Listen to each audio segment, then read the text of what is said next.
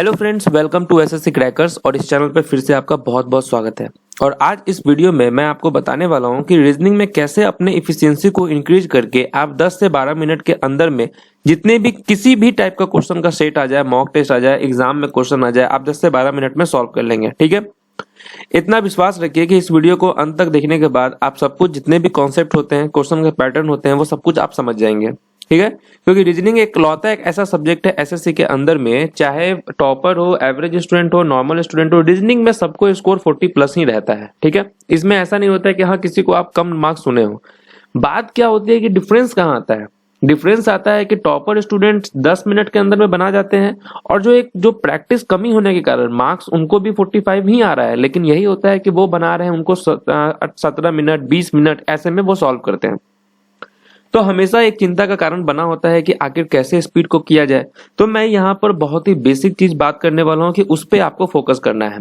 ठीक है, तो सबसे पहले तो जो लोग नए हैं वो इस चैनल को सब्सक्राइब जरूर कर दें। ठीक है, तो चलिए हम लोग स्टार्ट करते हैं। 5 ऐसे स्टेप है जिसको आपको फॉलो, 5 स्टेप के माध्यम से मैं आपको समझाने वाला हूँ कि पूरे मेथड्स को। ठीक है, सबसे पहला स्टेप क्या है वो मैं आपको बताता हूँ। सिर्फ 5 स्टेप ही आपको फॉलो करने हैं और वो अच्छे तरीके से आपको करना है आने वाले एग्जाम तक। ठीक है, पहला स्टेप है कि देखिए आप जितने भी अल्फाबेटिकल प्लेस वैल्यू होते हैं उसको आप एकदम बाय हार्ट याद कर लीजिए। ठीक है, अच्छे से, कि मतलब कि ये पहला स्टेप होना चाहिए। बहुत सारे स्टूडेंट्स होते हैं कि इसको वो हल्के में ले लेते हैं और वो याद नहीं करते हैं प्लेस वैल्यू। यानी कि जैसे मान के चलिए मेरा नाम रोशन हुआ, ठीक है, आपका स्पीड क्या होना चाहिए मैं आपको बताता हूँ। ठीक है, रोशन हो गया। अब प्लेस वैल्यू मैं आपको बोलूँ तो आर का 18, 1, 21, 19, 8, 1, 14। समझ रहे हैं आप इस स्पीड को? बस इसी स्पीड से आपको करना है। ठीक है, और आपको इसको इतने अच्छे से कर लेना है ना कि ये चीज अगर आप करेंगे तो आपका स्पीड समझ लीजिए कि आप 3 से 4 मिनट अपने समय को आप बचा लेंगे। ठीक है, क्योंकि ये ऐसा चीज है कि आप इस मेथड से अगर क्वेश्चन सॉल्व करेंगे तो बहुत इजीली कर लेंगे। ठीक है, जैसे अल्फाबेटिकली यहाँ लिखा हुआ है तो A1, L12, P16, H8, B2, BE5, T20, I9, C3, A1, L12। ठीक है, जिस दिन आपका इस तरीके का स्पीड आपको आ जाएगा, आप समझ लीजिए कि आपको प्लेस वैल्यू का जो है वो एग्जाम टाइम में भी आप अच्छे से यूज कर सकते हैं। ठीक है, अब जैसे मुझे इस क्वेश्चन को सॉल्व करना है तो मैं यहाँ देखूंगा कि K है, M है, L है। अब बच्चे लोग जो याद नहीं किए वो ऐसे जाएंगे, K फिर N आया, ऐसे क्या। अब मुझे इसको दिया जाएगा तो मैं तुरंत देख लूंगा, अच्छा 1 है, 13 है, 12 है। ठीक है, यहाँ 14 है, 9 है, 17 है। अब यहाँ देख लेंगे कि इसमें 3 बढ़ रहा है, इसमें जो है 4 घट रहा है, और इसमें जो है 5 बढ़ रहा है। यानी आप समझ गए स्टेप को। अब यहाँ पे 3 है, 5 है और 4 है। यानी पहले वाले में क्या हुआ था कि 3 जो है आपका बढ़ रहा था, तो यानी यहाँ पे होता 6, फिर 13 के बाद 4 घट गया, यानी 5 में से 4 जाएगा तो 1 बचेगा, और यहाँ पे 5 बढ़ गया, यानी 4 है तो यहाँ पे क्या हो जाएगा, 9 हो जाएगा। अब आप जानते हैं F, A और I हो जाएगा, ये आपका आंसर हो जाएगा। तो ये अगर इस पे प्रैक्टिस हो जाएगा, इसीलिए जो टॉपर्स होते हैं जो ये याद किए हुए होते हैं वो तुरंत ही इस क्वेश्चन को सॉल्व कर देते हैं। समझ रहे हैं रीजन को आप? तो इस तरीके से आपको करना होगा। तो जिस दिन ये आपका हो जाएगा, क्योंकि आप जानते हैं कि एग्जाम में इससे करीबन 2-3 क्वेश्चन तो आते ही आते हैं, चाहे कि कोई सा भी एग्जाम हो, तो इस तरीके से बहुत जल्दी सॉल्व हो जाता है। और आपको क्या है ना कि इसका बेसिक्स पता चल जाता है कि कहाँ पे बढ़ रहा है, कहाँ पे घट रहा है, तो कंफ्यूजन दूर हो जाता है। समझ रहे हैं बात को?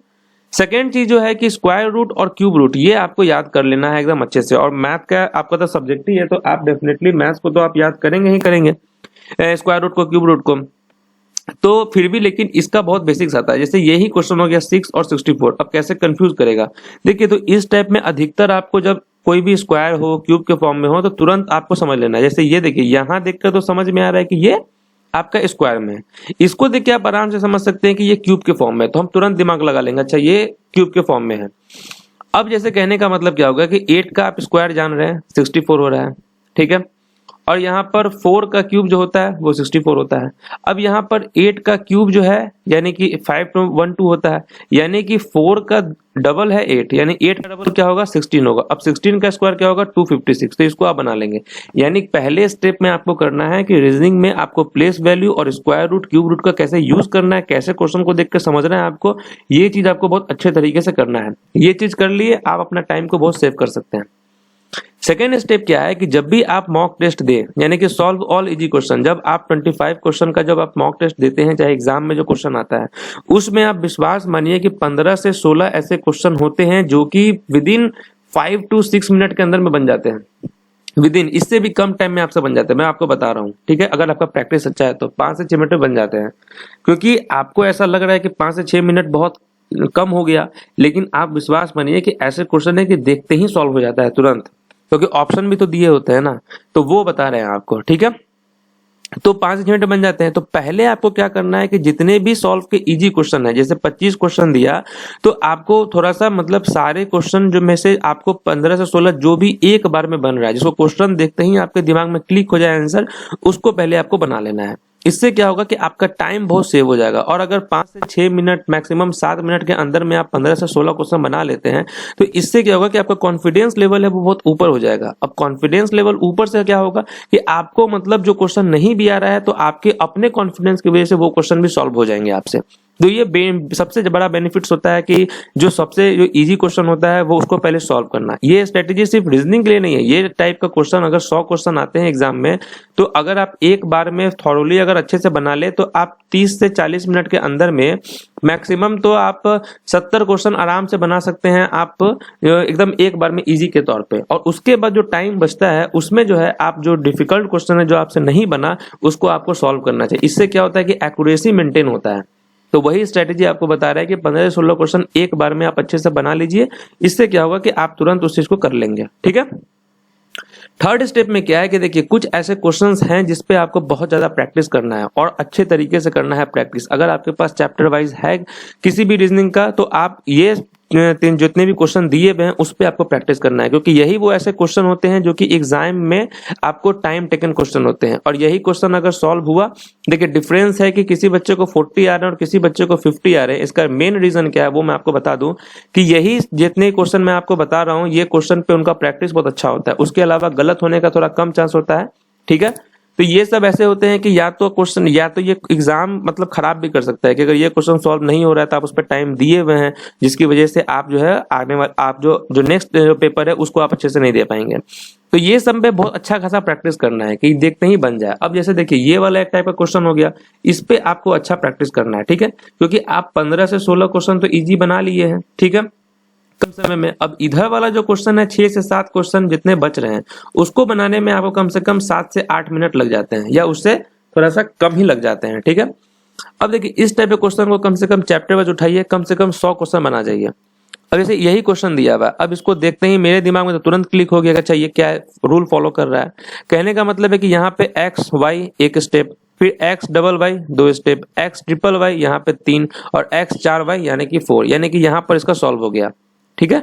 इस तरीके से आप कर सकते हैं, ठीक है। तो इस टाइप में आपको बनाना है। उसके बाद देखिए सबसे खतरनाक क्वेश्चन होता है ये सब क्वेश्चन, ठीक है, इसको बनाने में बहुत डिफिकल्ट आता है। अब इसको तुरंत क्लिक कर गया एग्जाम में तो ठीक है, नहीं तो मैं आपको सजेस्ट कर रहा हूं कि अगर 30 सेकंड से ज्यादा आपको लगा आपसे नहीं बना तो आप इसको छोड़ सकते हैं, ठीक है। अगर आपके पास अंतिम में अगर टाइम मिला सारे सेक्शन को बनाने के बाद तो ही आप सॉल्व कीजिएगा, नहीं तो आप छोड़ दीजिएगा इस टाइप के क्वेश्चन को। नहीं तो अगर प्रैक्टिस अच्छा है तो बन जाएगा 30 सेकंड के अंदर में। अब जैसे यहां पर देखिए तो 6 5 जा कितना होता है 30 होता है, 39 जा 270, यानी 270 में क्या जोड़ा गया 3 जोड़ा गया तो 273 हो गया। उसी तरीके से 7 2 जा 14, 14 8 जा 112, 3 जोड़ा गया 115 हो गया, यानी 3 1 जा 3, 3 4 जा 12, यानी 3 जोड़ेंगे तो यहाँ क्या आएगा 15 आएगा। तो ये तो तुरंत क्लिक हो गया, बन गया, ठीक है। तो इन सब टाइप के क्वेश्चन पे आपको अच्छा खासा प्रैक्टिस करना है। नोट कर लीजिए, एक वो क्वेश्चन एक ये क्वेश्चन। अब देखिए यहाँ पर ज्यादा प्रॉब्लम यहाँ भी आता है कि इसमें आपको 1 मिनट लग ही जाते हैं, कुछ इस टाइप से डिफिकल्ट आपको दे दे, ठीक है। तो ये डिफिकल्ट दे दे तो इसमें थोड़ा प्रॉब्लम हो जाता है, तो इसको आप काउंट कीजिएगा, ठीक है। तो इस सब का भी ट्रिक होता है, ठीक है। मैं आने वाले समय में ये सब आपको सॉल्व कराऊंगा। हालांकि जो इसको सॉल्व करेंगे तो इसका हो जाएगा 3 6 9 4 8 7 27 33 36, ये टोटल आपका 37 दिया हुआ है, ठीक है। तो ये आपको पूरा दिया हुआ है, तो इस पे भी आपको प्रैक्टिस करना है। अब देखिए एक होता है डाइस वाला क्वेश्चन। अब डाइस वाला क्वेश्चन भी बहुत लोगों को इजी लगता है। अब देखिए इस टाइप का अगर क्वेश्चन दे दे तो इसको माना जाता है थोड़ा सा डिफिकल्ट लेवल का, ठीक है। तो इन सब में भी ट्रिक होता है, ये सब मैं आपको बताऊंगा। तो फिलहाल मैं आपको स्ट्रेटेजी बता रहा हूँ। एक हो गया आपको ये वाला क्वेश्चन जो मिसिंग फिगर है, नॉन वर्बल फिगर, इसको मिलाना है। तो ये थोड़ा इजी भी है लेकिन आपको इस पर प्रैक्टिस करना है क्योंकि आप ऑनलाइन एग्जाम दे रहे हैं, ठीक है। उसके बाद पेपर फोल्डिंग का जो क्वेश्चन हो गया, इस पे आपको प्रैक्टिस करना है। इमेज वाला क्वेश्चन पे प्रैक्टिस करना है और उसके बाद आपको एम्बेडेड फिगर होता है, इस पे प्रैक्टिस करना है। हालांकि ये सेक्शन इजी है, लेकिन क्या होता है कि ये सब ऐसे हैं कि अगर आपको इस पे प्रैक्टिस है तो आप 2 मिनट से कम अंदर में भी सारे क्वेश्चन आप बना सकते हैं, लेकिन थोड़ा थोड़ा आपके अपने रिव्यू की वजह से क्वेश्चन आप रॉन्ग कर सकते हैं। ठीक है, इस पे प्रैक्टिस करना है। चौथा स्टेप क्या है कि आपके अंदर जो है स्कीपिंग एबिलिटीज होना चाहिए। वही मैंने आपको बताया ना कि 15 से 16 क्वेश्चन आपको इजी बनाना है। अब जैसे एक क्वेश्चन बनाया इजी था, आपने बना दिया, सेकंड क्वेश्चन थोड़ा हार्ड दे दिया, आपसे नहीं बन रहा है, तुरंत आपको देख लेना है, समझ लेना है कि ये क्वेश्चन हार्ड है, स्किप कर देना है, थर्ड पे जाना है। थर्ड इजी है, बना दीजिए। चौथा अगर हार्ड लगा उसको स्किप कर दीजिए, पांचवा हार्ड लगा स्किप कर दीजिए। मतलब जब आप पूरा स्किप करके अगर आप बनाएंगे तो फिर भी आपके 15 क्वेश्चन तो मिनिमम सॉल्व हो ही जाना है। ठीक है, तो स्कीपिंग एबिलिटीज को आपको बढ़ाना है। और पांचवा स्टेप क्या है कि देखिए, कम से कम एग्जाम देने से पहले 50 रीजनिंग का सेट फुल विद एनालिसिस आपको करके ही जाना है। ठीक है, अभी से अगर आप नहीं है, प्रैक्टिस कीजिए 50 रीजनिंग का सेट, एक एक चीज अगर आप प्रैक्टिस कर लेते हैं तो इससे क्या होगा कि आप बहुत इजीली जो है अच्छा स्कोर अचीव कर सकते हैं और आपका प्रैक्टिस बहुत फ्रिक्वेंट हो जाएगा। ठीक है, मैं आपको बता दूं कि रीजनिंग ऐसा सब्जेक्ट है कि इसमें अगर आप 50 और 45 के बीच में स्कोर ला रहे हैं तो ही आपका अच्छा स्कोर है, लेकिन अगर आप 45 से कम मार्क्स लेके आ रहे हैं तो फिर आपका स्कोर खराब है। ठीक है, मैं आपको बता दूं, एकदम क्लियरली बता दे रहा हूं आपको, इसके लिए 50 सेट का प्रैक्टिस आपका होना ही चाहिए। ठीक है, ये सारे चीज को आप फॉलो कीजिए, आराम से आप देख लीजिएगा। 1 महीना अगर आप प्रैक्टिस अच्छे से कर लेते हैं, फिर आप देखिए कि आपका स्पीड और आपका एक्यूरेसी कितना अच्छा हो जाएगा। और रीजनिंग में जो है एक क्वेश्चन जो है गलत अगर आपका हो रहा है तो अफोर्डेबल है, लेकिन अगर 2 से 3 क्वेश्चन गलत हो रहा है तो फिर तो आप थोड़ा सा पीछे हो जाएंगे। ठीक है, तो प्रैक्टिस करना है आपको। तो थैंक यू वेरी मच इस चीज को देखने के लिए। अगर आपको ये सब चीज पसंद आया है तो लाइक जरूर कीजिएगा और शेयर कीजिएगा। ठीक है, मिलते हैं आपसे नेक्स्ट वीडियो में, तब तक के लिए ऑल द बेस्ट।